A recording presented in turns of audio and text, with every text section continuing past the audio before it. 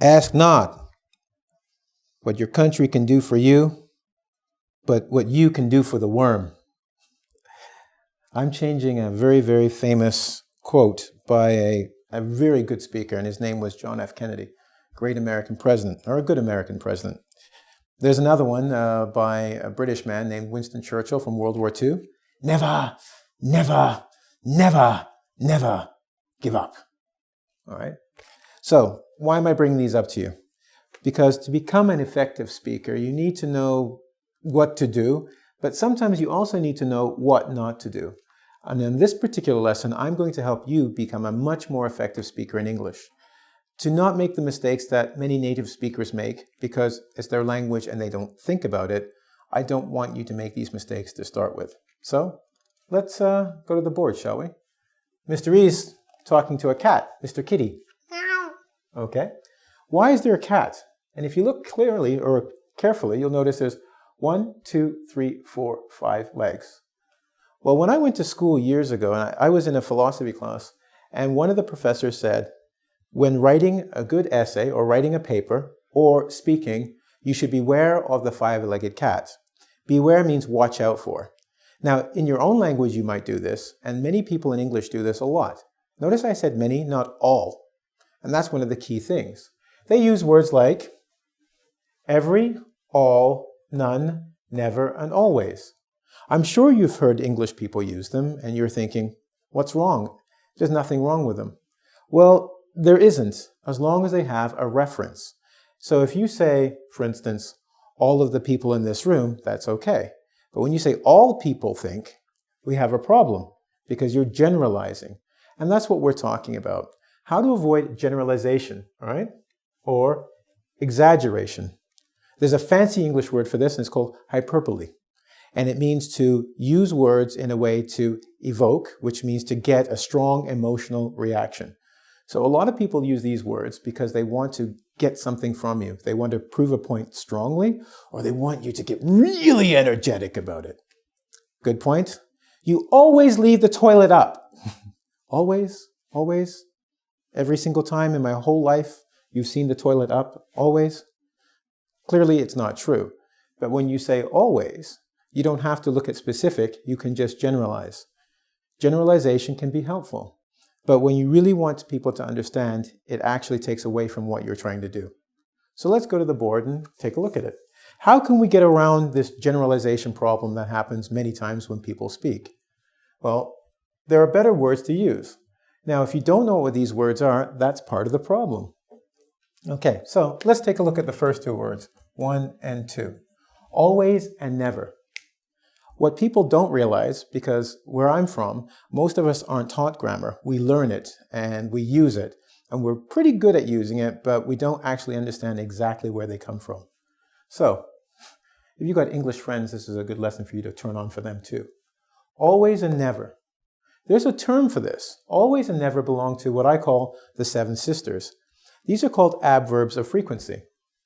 Okay? Adverbs of frequency tell us how often something happens or how much you repeat something in a period of time. We can actually put another word for this one, often here. See? Often. Okay? So adverbs of frequency tell you once a week, 5 times a day, 6 times a year. That's how many times I repeat something in a period of time. Always and never, if you notice, are part of the adverbs of frequency. There's nothing wrong with them except they give you nothing. They say these are absolute, always and forever, now and in the future. And this isn't how the world works. If it was, we'd all be perfect. And I don't know about you, but I'm not very perfect. Okay, so always and never, there are other choices we can make. So one way we can get rid of generalization is to change it. I'll give you an example. Instead of saying the bus is always late, you can say it is often late or regularly late. This is true, because I'm sure there's at least once or twice it comes on time or comes early, right? Or arrives early at your stop. So you want to keep that in mind, right? You can say you are never on time. How do we get around never on time? Remember, we can go here. There are other adverbs of frequency. You are seldom on time. This is more accurate. So what we're looking for is being accurate in our language about when people repeat things. This is much more true or truer, we could say, right? Versus just using the two absolutes, which take away from truth and it stops the listener from listening to you. Why? Well, you're generalizing. They will fight with you to prove that you are wrong, and your point gets lost. And that's what this is about. How to keep your point so people listen and understand you instead of stopping listening to you because you generalize too much. All right? So we've done the first two, the seven sisters, and the adverbs of frequency. Right? And we've got always, regularly, usually, sometimes, seldom, rarely, and never. And you notice they go up and down from 100% true to 100% never happening negative, and in between. Use these instead of saying always and never. All right? Now, what about the other three legs of the cat? Remember, we have four-legged cats on Earth. Five-legged cats make me think. So if you're seeing someone who uses these words regularly, that's the problem. Now, what's the problem here? Well, here we go. What these people are using are indefinite adjectives. An adjective describes, yes? Well, an indefinite adjective, what it does is it describes, but it isn't attached to a noun.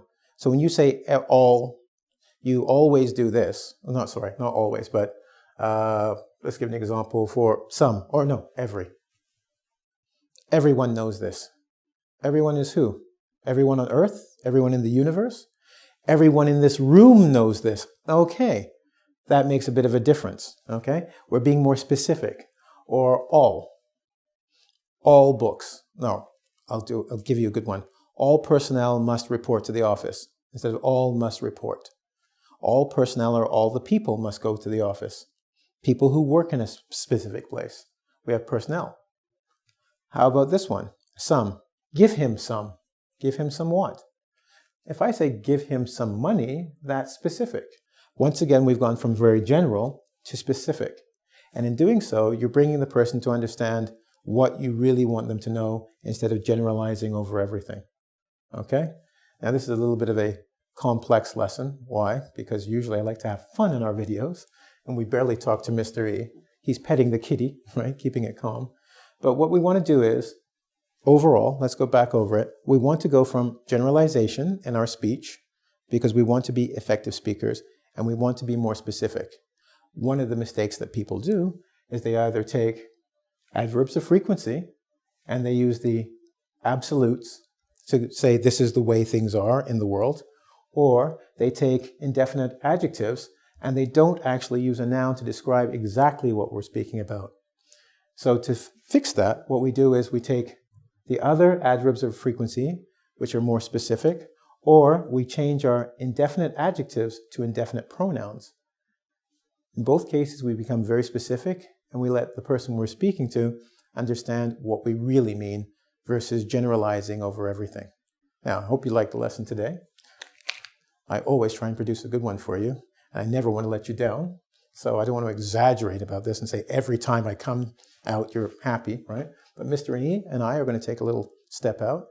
But I want to say something before I go, which is, like I always say, I want you to go to www.ing, as in English, vid, as in video.com, where you can do the quiz, find other wonderful teachers, and visit Mr. E and I for other lessons that we hope you'll enjoy. Okay? Cool. You have a good one. And that's no exaggeration.